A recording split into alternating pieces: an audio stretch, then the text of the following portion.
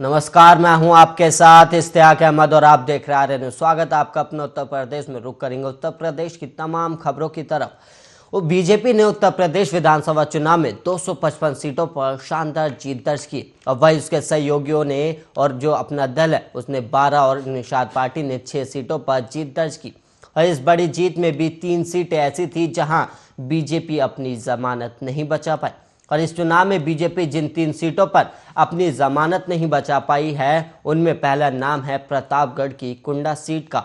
और कुंडा और रघुराज प्रताप सिंह उर्फ राजा भैया को एक दूसरे का प्राय माना जाता है। राजा भैया इस सीट से 1993 से जीतते हुए आ रहे हैं और इस बार कुंडा में मुकाबला कड़ा माना जा रहा था। वहां से सपा ने राजा भैया के पूर्व सहयोगी गुलशन यादव और बीजेपी ने सिंधुजा मिश्र सैनानी को टिकट दिया था, लेकिन ये लोग राजा भैया को हरा पाने में सफल नहीं हुए। वहीं बीजेपी उम्मीदवार तो अपनी जमानत तक जब्त करा बैठी। और वहीं जौनपुर की मल्हानी वो दूसरी सीट रही जहां बीजेपी अपनी जमानत नहीं बचा पाई। यहां मुख्य मुकाबला सपा के लकी यादव और जनता दल यूनाइटेड के धनंजय सिंह के बीच माना जा रहा था। बीजेपी ने कृष्ण प्रताप सिंह केपी को टिकट दिया था और इस सीट पर सपा ने अपनी प्रतिष्ठा का सवाल बना लिया था और उसे जीत भी मिली, लेकिन लकी यादव ने 97,357 वोट लाकर धनंजय सिंह को मात दे दी और वो यहां से लगातार तीसरी बार जीते हैं। और इस चुनाव में उन्होंने सुलहदेव भारतीय समाज पार्टी के महेंद्र को 6,583 वोट के अंतर से हराया और वहीं उमाशंकर सिंह को 87,887 और महेंद्र को 81,304 वोट ही मिले। वहीं रसड़ा सीट पर बीजेपी उम्मीदवार बब्बन को केवल 24,235 वोट से ही संतुष्ट करना पड़ा था। और वहीं मानद बचान के मामले में बीजेपी का रिकॉर्ड 2017 की तुलना में 2022 में बेहतर हुआ है।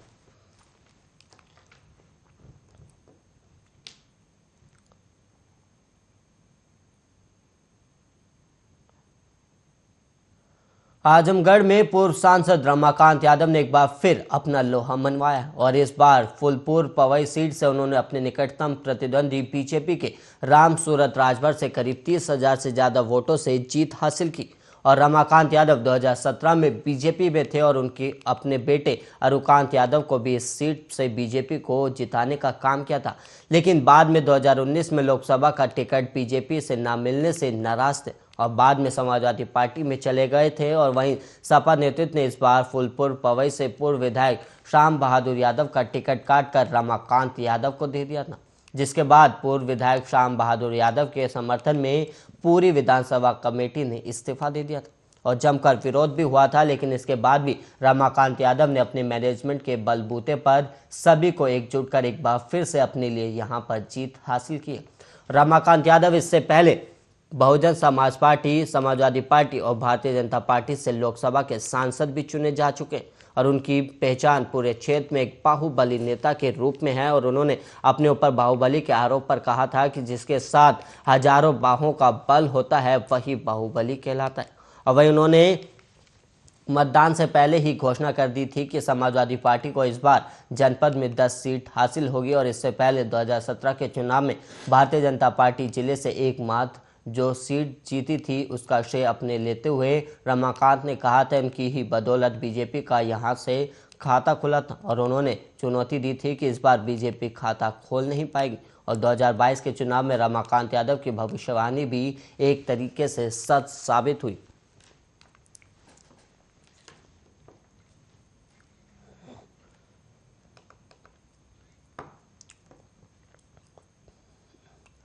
नई सरकार के शपथ से पहले समाजवादी पार्टी के नेता स्वामी प्रसाद मौर्य और धर्म सिंह सैनी ने लखनऊ में अपना सरकारी घर खाली कर दिया और यूपी चुनाव में दोनों नेताओं को हार का सामना करना पड़ा था। और स्वामी प्रसाद मौर्य ने चुनाव से पहले बीजेपी छोड़कर समाजवादी पार्टी का दामन थाम लिया था। और वहीं स्वामी प्रसाद मौर्य ने चुनाव से पहले मंत्री पद से इस्तीफा देते हुए बीजेपी में आ गए थे और उन्होंने बीजेपी पर दलितों और पिछड़ों के हितों की अनदेखी का आरोप लगाया था। और इसके बाद मौर्य ने समाजवादी पार्टी ज्वाइन की थी और उन्हें कुशीनगर जिले के फाजिल नगर से टिकट भी दिया गया था। और चुनाव परिणाम में स्वामी प्रसाद मौर्य 26,000 वोटों से हार गए थे।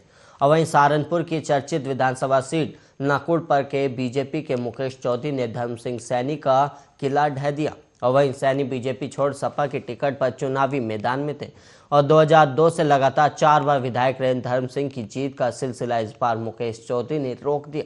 और वहीं टिकट के दावेदार में मुकेश चौधरी का नाम दूर दूर तक नहीं था, लेकिन धर्म सिंह सैनी का पार्टी छोड़कर जाना मुकेश चौधरी के लिए वरदान साबित हुआ है। और धर्म सिंह सैनी के बीजेपी न छोड़ने पर पार्टी फिर से चुनाव लड़ाती और मुकेश चौधरी के राजनीतिक जीवन की शुरुआत इमरान मसूद के साथ की।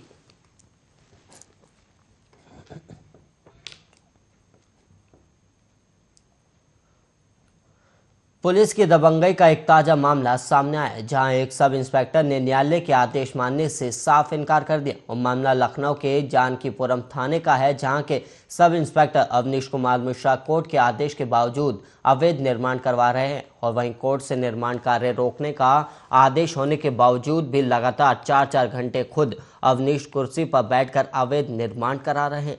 और वहीं आपको बता दें कि सभी आला अधिकारी इस मामले से बेखबर नजर आ रहे हैं।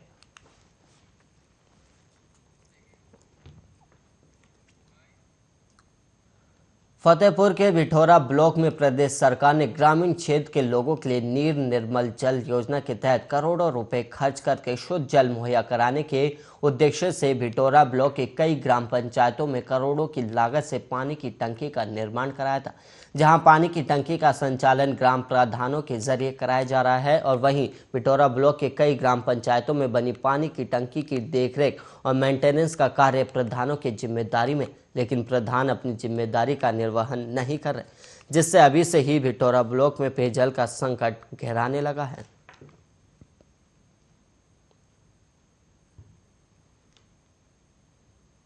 तो 4 महीने से पानी नहीं आ रहा है। यहाँ पे तार कटा उसका बोल रहे हैं, प्रधान से बोला जाता है, वो कुछ कर नहीं रहे हैं। अच्छा, हाँ, 4 महीना हो गया पानी नहीं आ रहा है।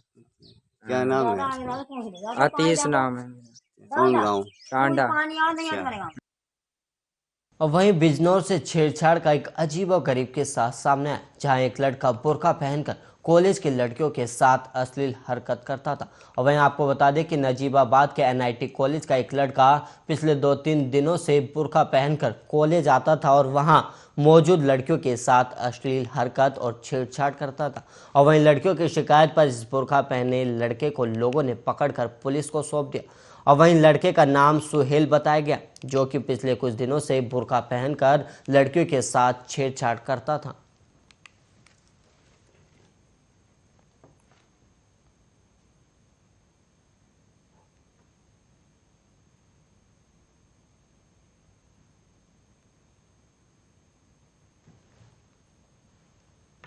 वो जेंट्स है, उसने बुर्का पहन रखा और बुर्का को बदनाम कर रखे हैं। इसकी पूरी जांच होनी चाहिए और इसकी पूरी लोगों को बताना चाहिए कि भाई ये आदमी क्या करना चाहता था, कोई बड़ा कांड करना चाह रहा।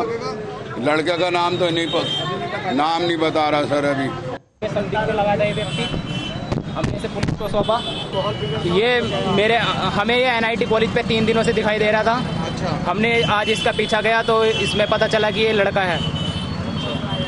वरना कैसे घूमता था ये पता कैसे? ये बुरखे में ही घूमता था। आज हम बुरखे में ही घूमता है, संदिग्ध लगा में। और वहीं मेरठ के SSP कार्यालय पर पहुंचे एक पीड़ित युवक ने शिकायत पत्र देते हुए बताया कि 2 दिन पहले पड़ोस में रहने वाले कुछ दबंगों ने रंजिश के रखते हुए पीड़ित और उसके पिता के साथ रास्ते में जाते हुए मारपीट कर दी, जिसमें लाठी डंडों से हमला होने के चलते पीड़ित को गंभीर चोटें भी आई। और इतना ही नहीं, बल्कि दबंगों ने पीड़ित परिवार को जाति सूचक शब्दों से प्रहार भी किया, जिसके बाद थाना किला परीक्षितगढ़ में पीड़ित ने शिकायत की, लेकिन कोई कार्रवाई न होने के चलते आज SSP कार्यालय पर पहुंचकर पीड़ित युवक ने दबंग आरोपियों के खिलाफ कार्रवाई की मांग की। और वहीं SSP ने पीड़ित को निष्पक्ष कार्रवाई करने का आश्वासन भी दिया है। हमारा नाम नितिन है जी, किला खजूरी से आए हैं। हम थाने में गए थे, वहाँ हमारी रिपोर्ट दर्ज नहीं करी। हम गए, मेरे पापा गए थे, मेरे चाचा गए थे, उन्होंने भी मारा, हमें मारा, वहीं बिठा लिया। हमारी रिपोर्ट दर्ज नहीं करी उन्होंने। कहते झगड़ा किनसे हुआ था, क्या नाम उनके? दीपक नाम है, त्याग दिएंगे। किस बात को लेकर झगड़ा हुआ? कुछ बात नहीं थी, मैं तो गांडों की ट्रॉली पलट रहा था, बस पीछे से आकर वार करा उन्होंने, बट मारी सिर में, डंडा वंडा मतलब कि राड़ ले रखी कितने थी लोग खूब थे बजा। जो हमला? दो का तो पता नहीं, एक का नाम है दीपक त्यागी। अच्छा, झगड़ा कब हुआ था? झगड़ा हुआ था कल।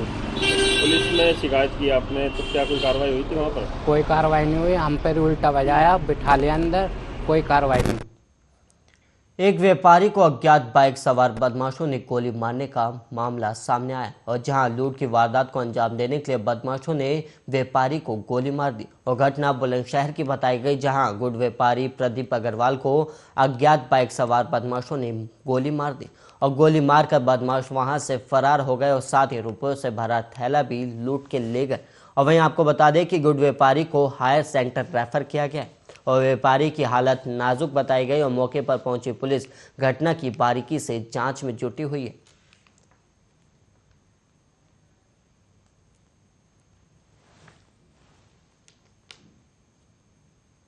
हमारे प्रदीप भाई मंडी जा रहे थे, उनके साथ घटी है आपराधिक घटना है। डीआईजी साहब ने सारी चीज़ें बता दी हैं और चूँकि मुझे पता चला परिवार पीड़ित है, इनके पुत्र जो है कैलिफोर्निया में है, अभी नहीं आ पाए हैं, बेटी है, भाई है, सारे लोग हैं और ये हमारे ही परिवार के सदस्य हैं।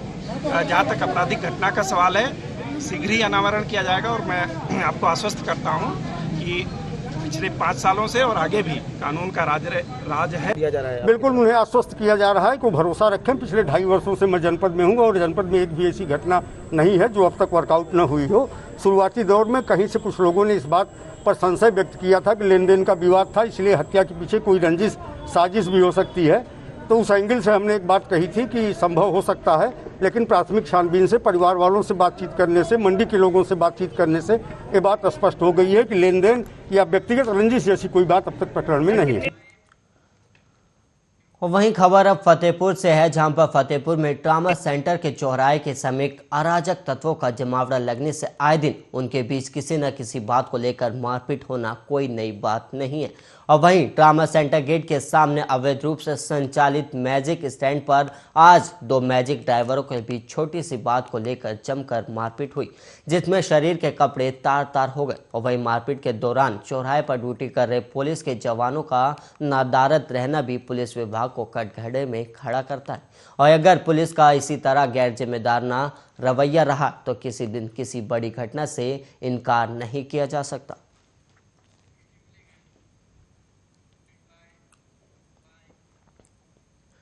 और वहीं फतेहपुर के NH 2 से 3 दिन पहले अचानक गायब हुए एक ट्रक को पुलिस ने बरामद कर लिया। और वहीं आपको बता दें कि ट्रक में लाखों रुपए का सरिया लदा हुआ था। और वहीं बताया जा रहा था कि झारखंड के जमशेदपुर से नोएडा के लिए सरिया लाद कर निकला था ट्रक, जो कि वहीं ट्रक ड्राइवर अभी तक लापता है और वहीं अब पुलिस ट्रक चालक की तलाश में जुटी हुई है।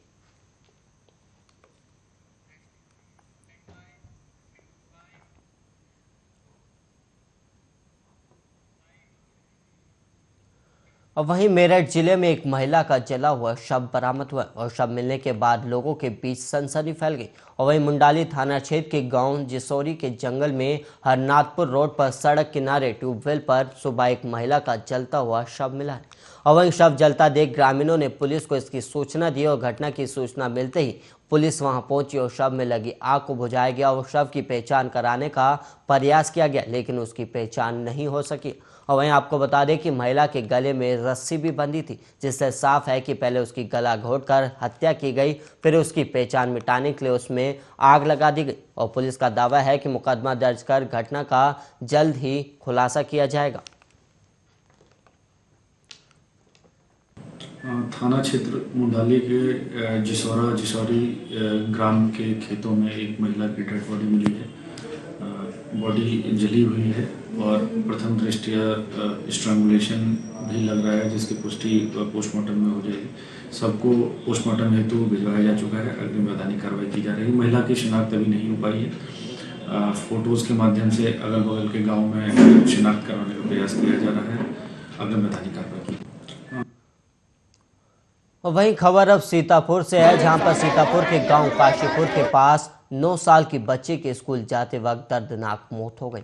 और वहीं आपको बता दें कि स्कूल जाने के लिए बच्चे रोड पर खड़े होकर ऑटो का इंतजार कर रहे थे, तभी एक तेज रफ्तार रोडवेज ने बच्ची को टक्कर मार दी, जिससे उसकी मौके पर ही मौत हो गई। और वहीं गुस्साए परिजनों ने नाराज होकर रोड जाम कर दिया, जिसके बाद सूचना पाकर कोतवाली प्रभारी मिश्रिक और थाना प्रभारी संधना और क्षेत्र अधिकारी मिश्रिक घटनास्थल पर पहुंचे और वहीं परिजनों को बस पकड़ने और कार्रवाई करने का आश्वासन भी दिया, जिसके बाद रोड जाम खुला और पुलिस ने शव का पंचनामा भरकर पोस्टमार्टम के लिए जिला मुख्यालय भेज दिया है।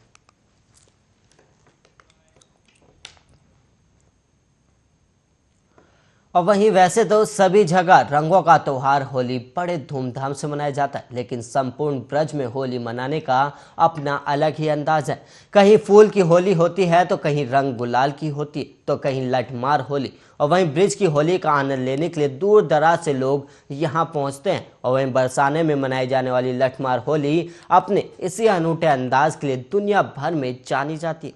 और यहाँ होलिका दहन से 5 दिन पहले ये विश्व परिषद लठमार होली मनाई जाती है। और होली में महिलाएं, जिन्हें हुरियारिन कहते हैं, अपने लठ से हुरियारियों को पीटती हैं और वो अपने सिर पर ढाल रखकर हुरियारियों के लठ से खुद का बचाव करते हैं। और वह अनूठी परंपरा को मनाने का इतिहास सदियों पुराना है और कहा जाता है कि लठमार होली की शुरुआत 5000 साल पहले हुई है।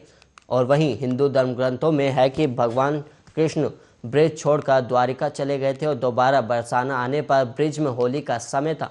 और कृष्ण के बिछोड़ने से दुखी राधा और सखियों ने वापस आने पर गुस्से का इजहार किया। और वहीं राधा और सखियां चाहती थी कि कृष्ण कभी दूर न हो, इसलिए कृष्ण ने रूठी राधा और सखियों को मनाने की कोशिश की और उन्होंने प्यार भरे गुस्से का इजहार करते हुए कृष्ण के साथ लठमार कर होली खेली थी। तब से लेकर आज तक लठमार होली मनाने की परंपरा चलती आ रही। और वहीं लठमार होली को देखने लोग दूर दराज से बरसाना आते हैं। और मथुरा में 12 मार्च को नंदगांव में लठमार होली मनाई गई। और वहीं 14 मार्च के मथुरा में श्री कृष्ण जन्म स्थान पर होली होगी। और वहीं 14 मार्च को मथुरा में ही श्री कृष्ण द्वारकाधीश मंदिर में होली खेली जाएगी।